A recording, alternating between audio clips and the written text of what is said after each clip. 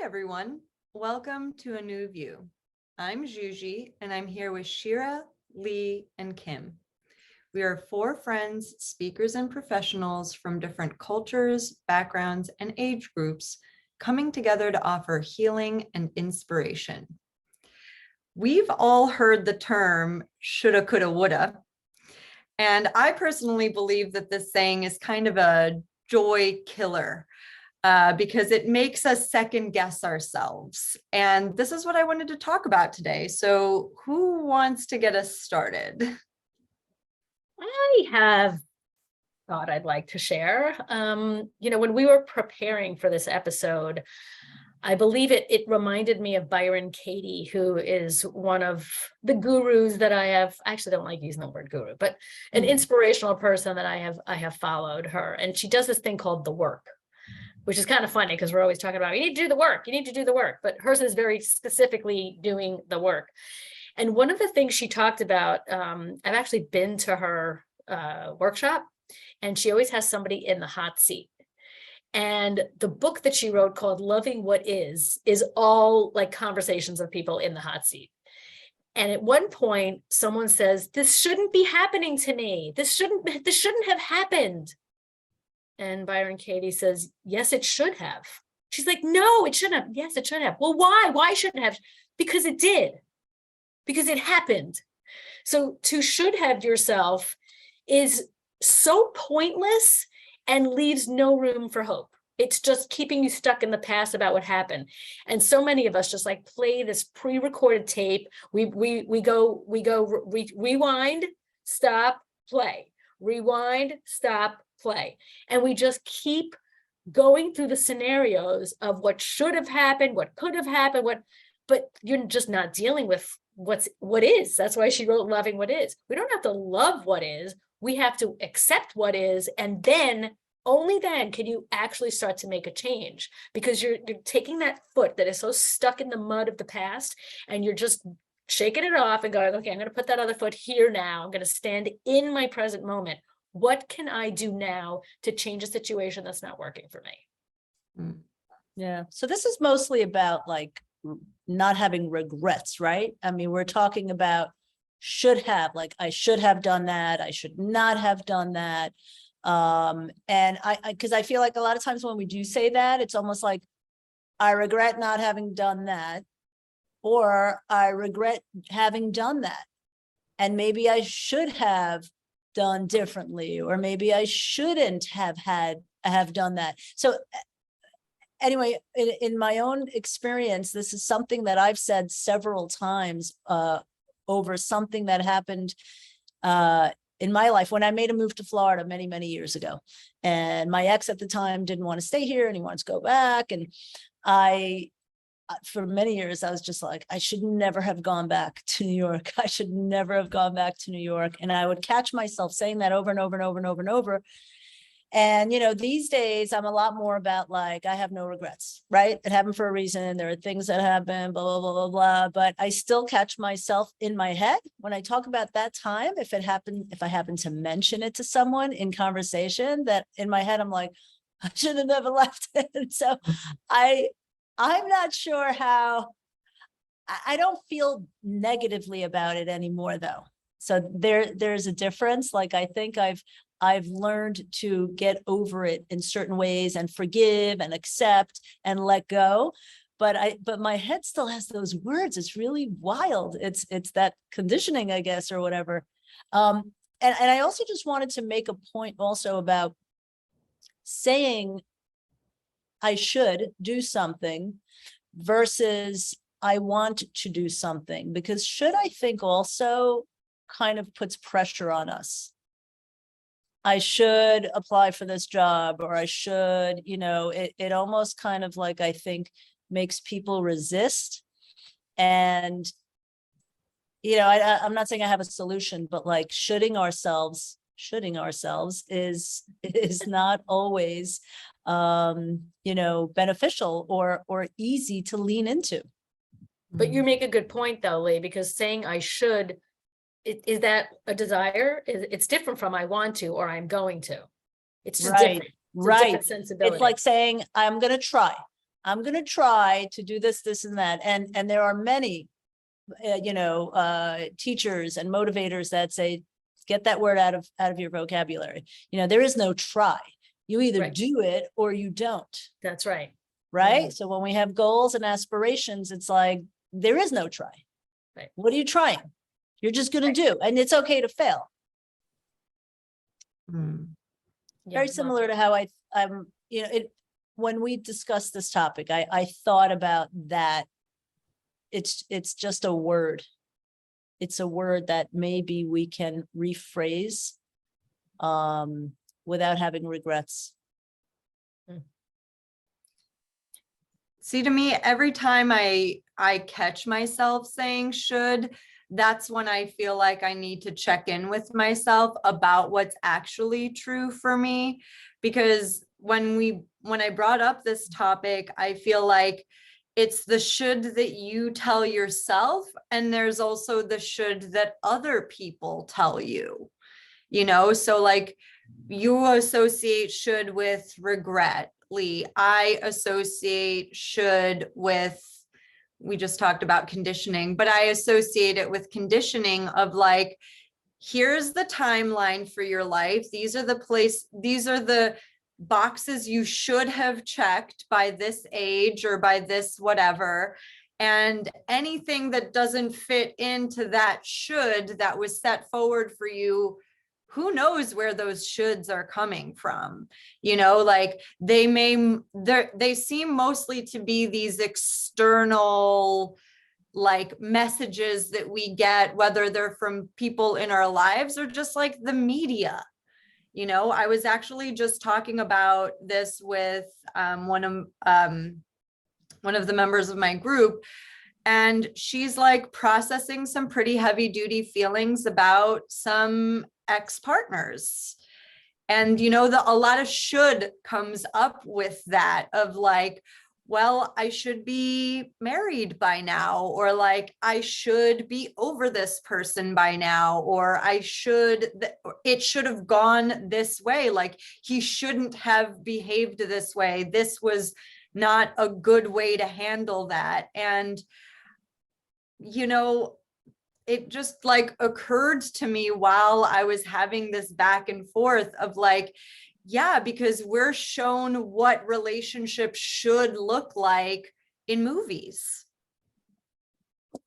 And like the way that like there's kind of this trope in the romantic comedy world wherein the perfect woman is under the guy's nose, and it's not until the very end of the movie that he like realizes, oh my God, it's been you this whole time. And then there's like a chase through the airport and whatever.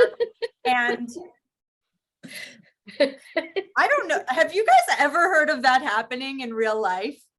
No, never once. It is a plot point to keep us guessing, to keep us wondering, to make us, want this to happen, and then it happens, right? But then women are like, that should happen to me. Right. I should get the big apology. I should be getting chased through the airport. He should this, he should that. And I'm like, not realistic. That has never happened IRL. So these expectations of the should are what end up making us feel not great about ourselves, because if that's not happening, then what's wrong with us that we're not getting the things that we think we should, or the ways that things should be happening? So it like becomes these deep-seated wounds that we carry around with us. And it's like, we already have all of this stuff from childhood. Just add more of this to the bag. Like Shira was like, I'm carrying the bag. It's like the should really ends up being such a scar almost. And it's, yeah, I'm not sure I like this word anymore. I was just thinking, I'm listening to all of you guys, and the word judgment is like a neon light every time, and let's all remember this, every time we say the word should in our minds, we're judging ourselves. We're judging ourselves. There's some sort of underlying shame there about whatever behavior, what we could have done in the past, or even what we could be doing in the future. Maybe you're a smoker and you want to quit, and every day is like, I should quit, I should quit, I should eat healthy, I should exercise, anything. That there's an underlying shame, and it's important to know this in that behavior somewhere inside of you. So then when the shoulds come on, now you're judging yourself for that. You're not getting rid of the shame. You're just adding to the shame. You're just making yourself feel worse. You're just making yourself feel less than. You were less than already because you do this thing or you, whatever it was. And now you're shoulding yourself, which is adding more shame. So like, I never actually understood why, you know what, you said it earlier in a different episode, usually about our brains, our minds skewing to the negative naturally. And that's what happens. We're so good at beating ourselves up and telling ourselves what we should be doing, blah, blah, blah.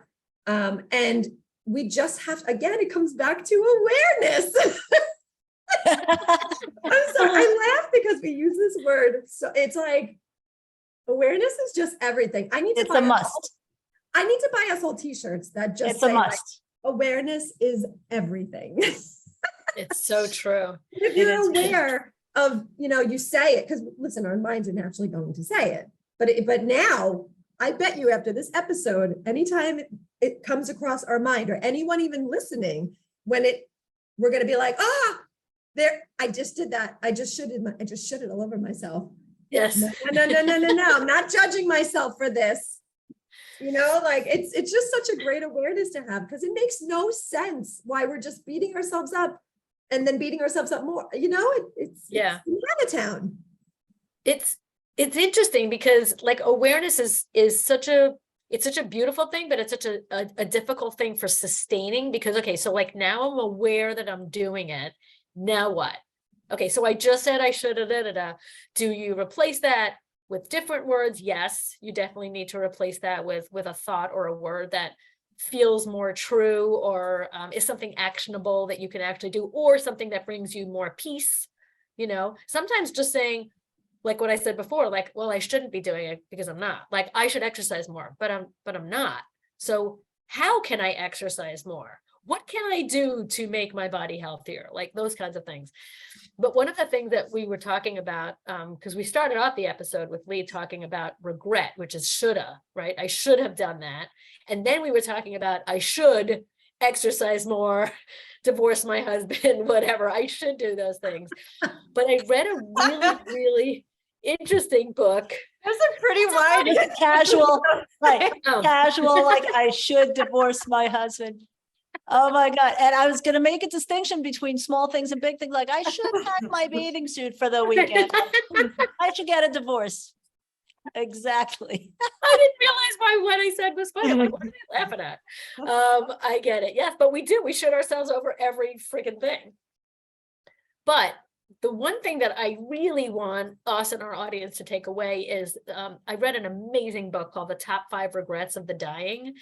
And I just want to read them here because none of them have to do with I should get a promotion, I should work harder, I should make more money. None of that. Here are the top 5 regrets of the dying. And this is through this woman who worked in hospice and dealt with hundreds, if not thousands of patients and started asking them these questions.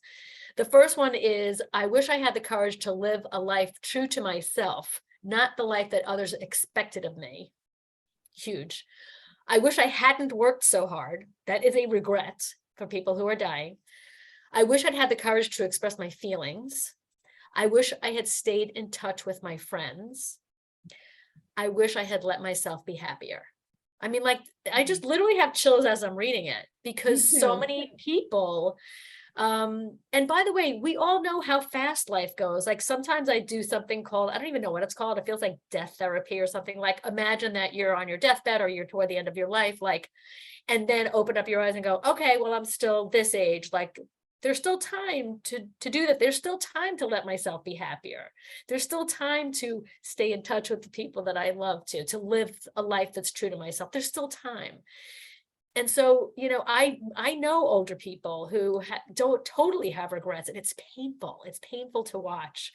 And it should be a lesson to all of us, honestly, that there's no time like the present to make a change. But don't try to change everything at once. Don't should all of the things. Pick one thing and go, I'm going to work on this, the most important one. I'm going to work on that.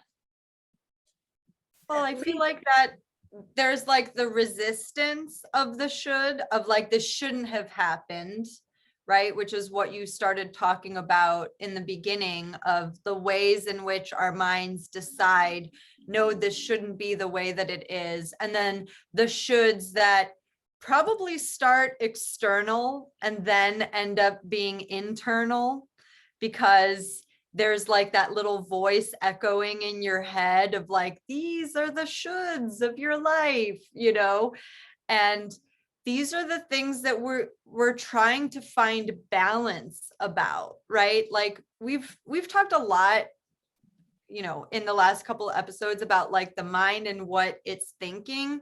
And I also just kind of want to remind us to be gentle with ourselves, because it's very easy after an episode like this to go, I shouldn't be thinking this.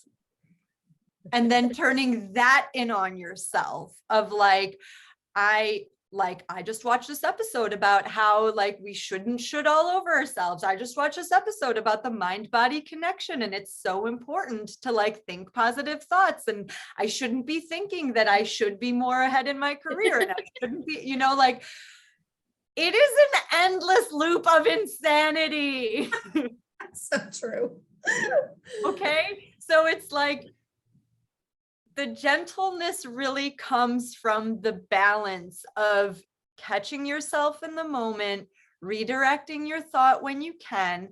And I've started practicing allowing myself to think the bad things, because it actually takes a lot of energy to redirect. Let your mind get petty every once in a while. Let your mind get all the caca out. Just let your mind have all the shitty thoughts, and then go, whew, that was great. It's like a bitch fest inside of your head. It's not necessarily coming out verbally, but even just allowing that is a relief for me. Because if I allow all the shoulds to bubble up to the surface, then at least I'm aware of them. I'm not like stuffing it down, like, don't think the bad thoughts, because that's not what you should be doing. Like, it's kind of like when you say, I shouldn't cry, and then you have a really good cry, and you're like, oh my God, I feel so much better. Oh yeah, no, right? I never say I shouldn't cry. That's like sometimes I know when something hurts, I want to cry, but it's not coming. I'm like, what can I watch? What can I watch to make these tears come? And I was trying to figure that out yesterday. The movie. Yep. The movie that you told us about. Well, last night I watched the Princess Diana documentary, and it worked like a charm. I was like, ah! She was so beautiful and young. Those words will never be in my vocabulary. What can I watch to make myself cry? No, I want the other stuff. Thank you very much. I mean, every once in a while, it's like you need to let it out. I get it. To let it out. And also, like, sometimes it's the most unexpected things that make you cry. I watched an Amy Schumer movie the other day that made me cry. Yeah, I've cried at commercials. Yeah. Yes. And that goes with age too, I think, because I used to hear that and I'd be like, what do you mean you're crying at commercials? And today when I watch commercials that are a little bit like, mushy, I'm like, oh my God. But you shouldn't cry at commercials. I shouldn't, right? I should not have cried at that commercial. But you know what? It's funny that I just said that, because when we say that, like, we should almost realize how ridiculous it is. You shouldn't do that. Well, yeah. Why? Who said that I shouldn't? Exactly. And so this is the point I was actually going to make, something similar to that. And I think as we've been discussing this. So a thought evolved in my head where some of these shoulds are on different timelines for us in our lives, right? So all of the past shoulds, like I should have, or I shouldn't have, that's all in the past. And to me, so that feels like regret. I should have, I shouldn't have, I regret that I did or I didn't. And then there's today. I should wash the dishes. I should call my friends and make a plan, whatever. And then in the future, it's like, I should, and I think those are a little bit, in my mind right now, those are a little bit more palpable. Those are a little bit more like it's okay to say I should devise a plan for my work progress. I should, whatever it is, I think, it's okay. And it depends on in what context that you're using that word. So great point that you made there, Juji, about that with, in the past, and maybe you shouldn't use that word anymore, but I think you should. Mhm. Well, I think we should has another side, which is when we do should ourselves, sometimes we can't forget that it's us protecting us. It's keeping us, sometimes it's keeping you safe. You shouldn't eat that cheese with mold all over it, right? Like there's those like keeping us safe and all that. So there is a whole other side to that. But another flip it statement to I should do this or whatever is I get to do the laundry today. I get to go shopping today. Like I get to do these things because life is short and we're busy shoulding ourselves and making it into some sort of chore, or obligation. Like we're lucky that we get to do a lot of these things in our life, that we're alive to do these things, that we can walk on our two legs. Like there's all these, beautiful appreciations to the fact that we get to go get gas. Like we get to have that privilege of doing those things, so it's a nice way of looking at it. Yeah, so true. That's those words also, when I took some workshops back in the past, we used to always say, I get to, instead of I have to. Oh, yeah. I have to go to work. No, you get to go to work. Yeah. I have to, whatever, you get to do that. And again, we have so many choices, but we have so many privileges that we take for granted. But that's why reframing things is so important. Like just this little conversation we have right now, it's always the little things that make the biggest difference, right? So just changing the I should to I am, just that alone, and then come up with the plan to do it. But if you really sit down with yourself and go, well, I'm not gonna, so then move on to something that you can take action on. Like just don't stay stuck in the shoulds, but just reframing it with one simple words. I think we've done episodes about how powerful words can be, because it also makes you feel different inside when you say I should do it. Like kind of have this look on your face like, yeah, I really should do it. Okay, how many I more times are am you gonna going say to do that? the laundry. Yeah. Well, there are things that we have to do, right? I have to just do want to make a distinction between the I have to and I get to, right? Because that's something that you're doing. When we say I should switch jobs or I should eat more healthfully, like you're not doing that yet. Do you know what I mean? Like there's a distinction between those two things. One is an appreciation and a perspective about the privilege that we have. And the other one is like setting an intention for something that you want that you don't yet have. You know what, just to add to that really quickly, sometimes I just don't want to do things. And it's just refreshing and freeing when I admit that to myself, because I'll be over here shoulding myself. You should do this. I don't want to. I don't want to do that thing. And like, let me just, universe, hear me. I don't want to do it. And then I admit it to myself and the whole thing is over and I feel better. I love and that. I don't do it. And I don't That's do it. really good. How about those shoulds? That's a category of its own. I should take a day off. Yeah. Yeah. I should go buy myself a gift. Yes. I should go indulge in something, like, how about those shoulds? Those are great shoulds. They are. I think we should wrap this episode. All in favor? Perfect. We Shoulda, should. coulda, woulda. I actually used to say shoulda, coulda, Prada, but that's like a Sex on the City. Okay, good. everyone, if you enjoyed our conversation, please subscribe to our channel and be sure to let us know if you have any topic requests or questions by commenting below. We'll see you soon. Thank you so much for watching.